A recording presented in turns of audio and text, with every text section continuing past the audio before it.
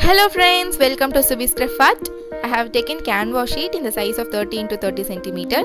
First, I am going to draw the outline.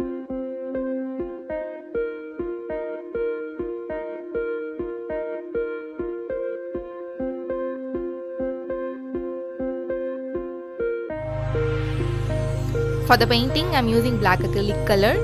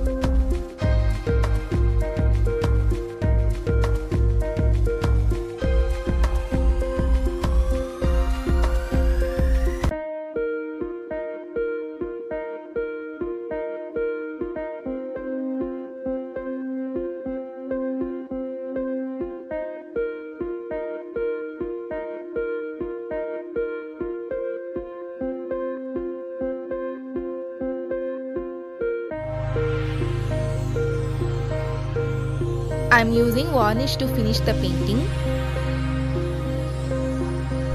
So that's it. Here we completed a beautiful modern acrylic Ganesha painting. Subscribe my channel for more upcoming videos. Thank you.